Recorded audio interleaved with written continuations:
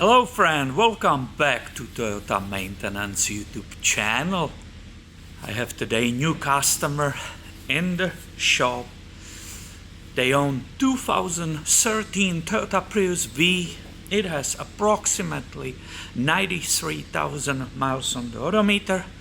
It came for multiple reasons: tire pressure light on, check engine light on, maintenance light on.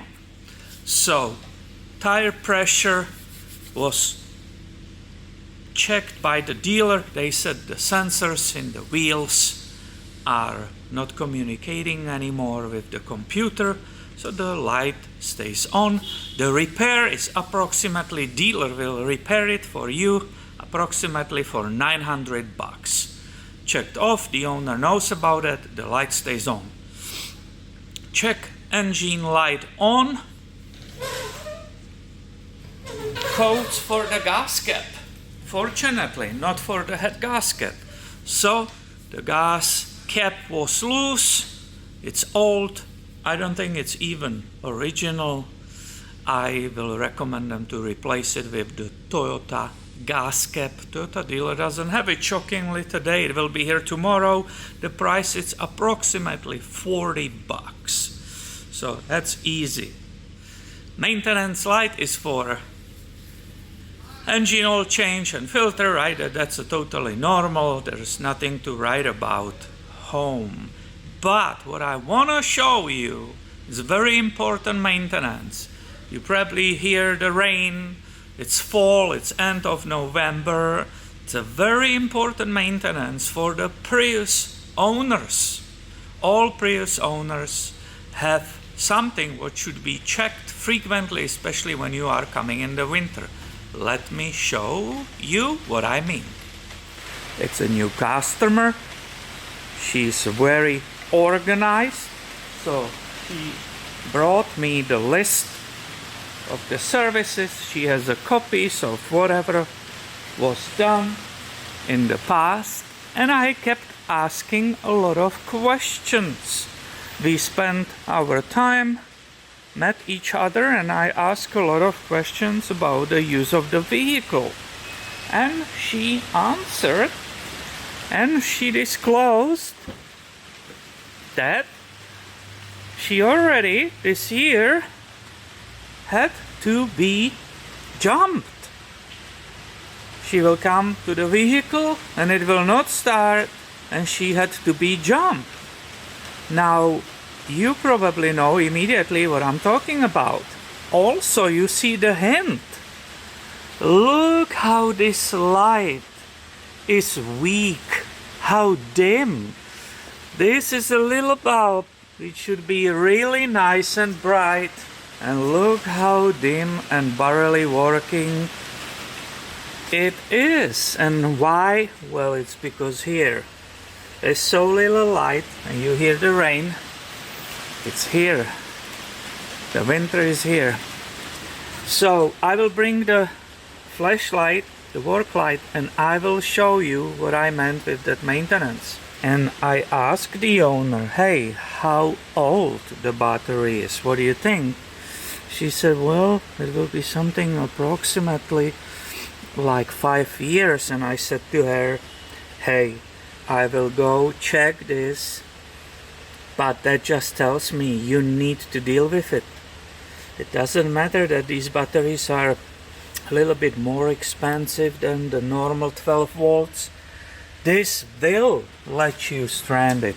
This will make you to spend money on tow. This is all waste that can be prevented if you do your maintenance. So if you consider this battery is approximately 5 years old, what do you say? Will it pass this test or will it fail it? Let's go do it together. I'm experimenting with that light position, so everything is clear for us and we have a good time. So you take the quality tester.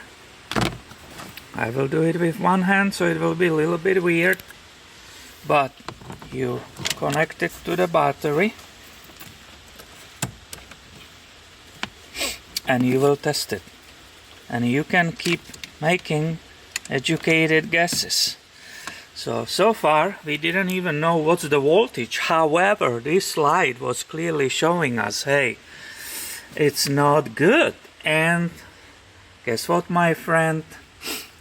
This will be another challenge to show you without a glare the picture on the screen. So we will focus on that right now.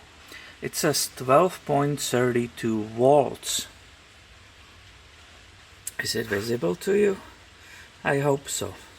So since we are fully hooked, we can continue with this battery test. So we put English in vehicle, before charge, regular flooded, cold crank amps CCA, and we have 325.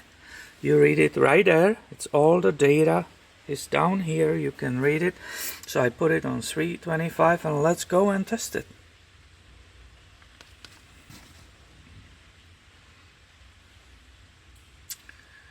What will be the result? Okay, SOH state of charge health, SOH is state of health 52%, SOC state of charge 53%, 12.32 volts. You can see that's very low. That ideally will be 12.6 or higher. It says remaining only 250 amps of power. Internal resistance is super high, guys, 13.56 milliohms. Normally it should be like 6. Obviously we are not in shock when this charger says, hey, this battery is kaput, done, get rid of it, because that's no good and it will only bring trouble to the owner. Perfect. I'm glad we did listen to the owner and went here and check it for her.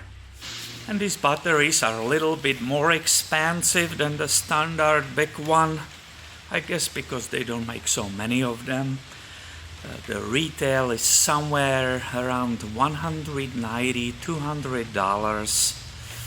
You have to pay the California fee and core fee and all kinds of stuff, but normal battery, it's let's say 140. This one is roughly $200. It's a rough estimate if it includes the tax. So what's the conclusion of this situation? Well, if you are the Prius owner and your battery is getting older, please test it or have it tested for you, because you don't want to get stranded and being towed from somewhere.